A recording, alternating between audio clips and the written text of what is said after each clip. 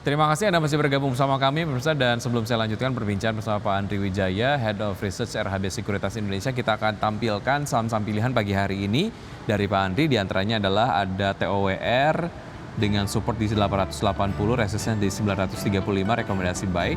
Kemudian ada energi dengan support di 212 dan resistance di 238, rekomendasi buy. Kemudian ada PTPP, support di 490, resistance di 560, rekomendasi buy. Dan juga ada TPMA dengan support di 675, resistance di 720, rekomendasinya buy. Kita akan ke saham-saham pilihan pagi hari ini, bahas satu persatu. Kita ke Tower terlebih dahulu, Pak Andri. Mungkin Anda bisa sampaikan analisis lengkapnya terkait dengan Tower. Ya, Tower nih kita yang rekomendasi yang disebutkannya lebih banyak karena alasan technicality ya. Jadi kita lihatnya dari chart. Memang kita lihat dari pergerakan dari volume trading dan pergerakan sahamnya, Tower menarik, dan secara chartis kita lihat target price buat hari ini. Jadi ini karena technical, jadi range-nya sangat singkat, satu hari aja. Jadi secara technical itu target price-nya di Tower itu di 890 dengan level level breakout-nya di 880. Kalau bisa tembus 880, kita lihat seharusnya sahamnya akan naik lebih tinggi di Tower. Baik. Energi dan PTPP juga lebih banyak technical. Dan kalau mau bicara tentang medium term, agak sedikit beda sih kita ini, karena tadi waktu ditanyakan kan nanya tentang support resistance, jadi baik. di technical per hari ini. Betul, karena pekan ini pekan pendek begitu, dicari saham-saham yang kemudian akan cukup menarik pergerakannya secara teknikal dan bisa dimanfaatkan untuk jangka pendek saja ya. Untuk Tower ada di level 890, level terakhir Pak Andri, berarti level terakhir ini bisa kemudian masuk ya, langsung masuk saja. Tapi kalau kita lihat level 880 bisa tembus itu yang level yang paling ideal untuk Tower. Iya, kalau tembus 880 kita lihat akan bisa naik ke 935 dan selanjutnya di 985. Gitu. Oke, baik, itu tadi dia rekomendasi dari TOWR sejauh ini masuk ke level 900 pasca pembukaan perdagangan sesi 1. Berikutnya ada energi yang Anda juga rekomendasikan buy. Untuk energi analisisnya seperti apa, Pak? Jadi kita lihat kalau bisa breakout di 212, itu akan bisa masuk ke resisten pertama di 238, kemudian ke 256. Dan mungkin energi ini kalau kita hubungkan ke fundamental, ada hubungannya juga dengan harga minyak mentah yang mulai naik ya. Hari ini kita lihat ada kenaikan harga minyak mentah karena ada rencana pemotongan produksi OPEC dan suplai OPEC, terutama buat negara Asia. Makanya kita rekomendasi juga baik secara teknikal dan fundamental, energi mega lumayan menarik.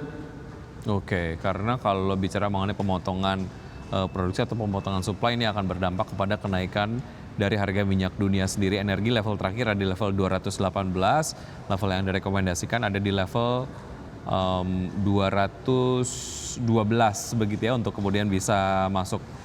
Baik, rekomendasikan buy untuk trading saja. Berikutnya ada PTPP, seperti apa analisisnya Pak Andri? Sama juga ini buat trading ya, buat trading per hari ini. Kenapa kita suka PTPP ya, ini keberlanjutan dari proyek di Ibu Kota Nusantara, dan kita percaya di pemerintahan berikutnya kemungkinan akan ada keberlanjutan dari pembangunan infrastruktur.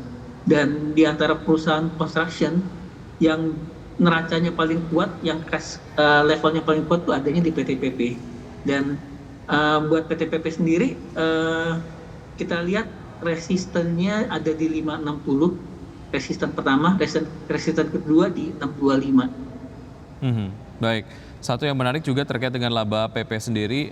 Oke, ini PPRE ya, anak usaha dari PTPP. Kemudian kalau bicara mengenai PTPP sendiri, ini membidik perolehan kontrak baru hingga 32 triliun rupiah di tahun ini. Selain untuk trading harian ataupun mungkin investasi jangka pendek, menengah ke panjang, nampaknya mungkin untuk PTPP sendiri cukup menarik. Bagaimana menurut Anda, Pak Andri? Ya itu, kita lihat kegiatan infra akan tetap jalan, jadi pembangunan infrastruktur akan tetap jalan. Pertama dari IKN, kedua juga pembangunan bendungan jalan tol akan berlanjut di 5 tahun ke depan. Makanya kita lihat PT-PT yang akan diuntungkan dan itu. Jadi di antara perusahaan construction, PT-PT yang paling kuat secara cash flow, secara cash, dan dia paling stabil earningnya. Maka Baik. kita pilih PT-PP di antara perusahaan construction yang ada. Baik, dari PTPP kita ke TPMA. Seperti apa analisisnya, Pak? Ya, TPMA kita resisten pertama ada di 720, kedua di 770. TPMA ini kita lihat dari aktivitas pengangkutan logistik, terutama di truck and boat.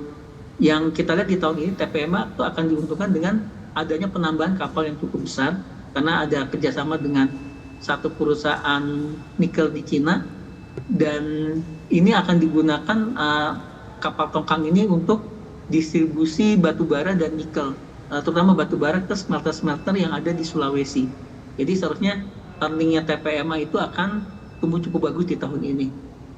Baik, TPMA level terakhir ada di level 685, dan kalau kita lihat pergerakan harga sahamnya sendiri dari sebulan sudah kemudian mengalami kenaikan 6,2% dan 1 minggu sudah mengalami kenaikan 2,26%, tapi kemudian secara potensi Anda melihat kenaikan untuk TPMA sendiri berada di level 720 dan bisa dimanfaatkan untuk bisa trading dan juga main jangka pendek untuk TPMA begitu ya.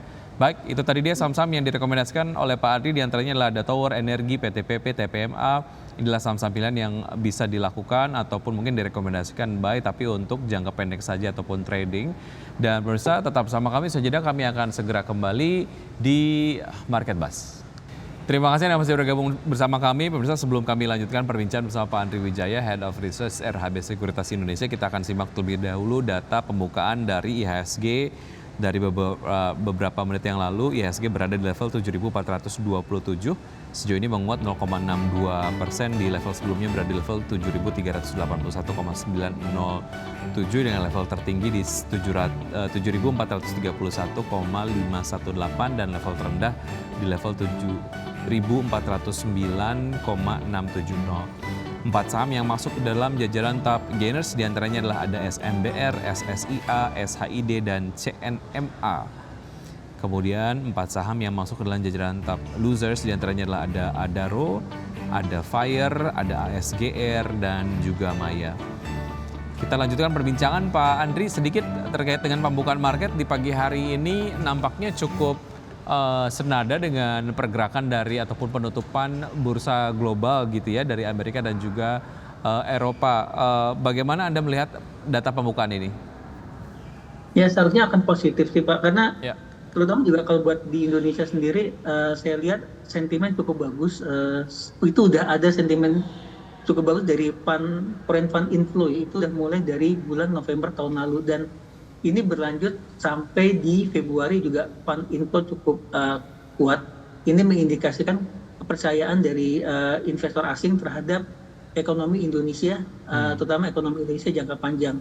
Dan juga resiko terbesar kan yang dilihat dari investor asing adalah pemilu. Dan so far sampai sekarang ya, kita lihat pemilu katanya akan berjalan secara mulus, dan mudah-mudahan ya peralihan pemerintahan akan berjalan dengan cukup baik. Makanya foreign fund inflow masuk ke Indonesia cukup kuat. Kita lihat dari tahun lalu dan juga setelah pemilu lebih kencang lagi masuknya. Baik, dan kita lihat juga beberapa sektor-sektor yang mendukung pergerakan dari IHSG, salah satunya adalah sektor perbankan, apalagi saham-saham perbankan yang kemudian di caps begitu ya. Beberapa waktu yang lalu kita sudah mendengar informasi dari BBRI dan juga BMRI mengenai rencana pembagian dividen kepada investor. Tapi kalau kita lihat perbankan secara keseluruhan, secara proyeksi seberapa menarik sebetulnya Pak Andri, khususnya untuk saham-saham perbankan yang swasta, karena sejauh ini kayaknya belum ada saham-saham perbankan swasta yang berencana untuk membagikan dividen. Analisis Anda seperti apa Pak Andri?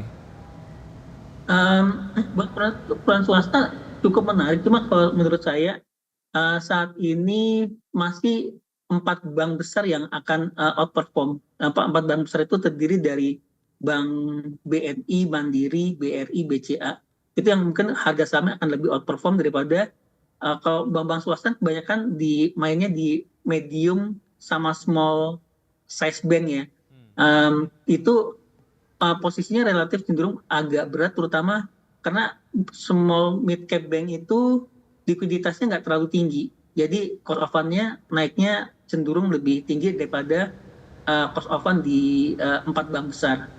So far kalau kita lihat dari pertumbuhan earning di tahun 2023, earning masih tumbuh cukup tinggi, di mana rata-rata earning tumbuh sekitar 19%, 19,4% rata-rata pertumbuhan earning di industri, di mana Big Four Bank tumbuhnya lebih kencang, tumbuhnya 22% pertumbuhan earning di tahun 2023, sedangkan small mid cap bank itu tumbuhnya earningnya agak lambat di 14%. Jadi pertumbuhan earning lebih banyak didorong oleh Big Four Bank. Di tahun ini, di semester pertama, saya lihat masih Big Four Bank yang akan outperform. Dan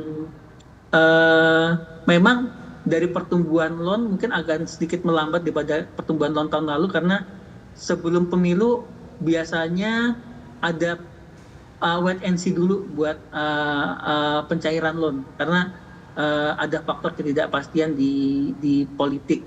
Tapi sekarang seharusnya udah mulai normal lagi pemberian loan, dan akan menyebabkan pertumbuhan yang cukup bagus, walaupun memang nggak setinggi di tahun lalu karena ada faktor pemilu, tapi tetap akan cukup bagus buat di tahun ini. Baik, ingin berbincang lebih lanjut spesifik terkait dengan sektor perbankan ini, namun kemudian waktunya sangat terbatas. Pak Andri, terima kasih sudah bergabung bersama kami pagi hari ini. Sukses untuk Anda, sehat selalu, sampai jumpa.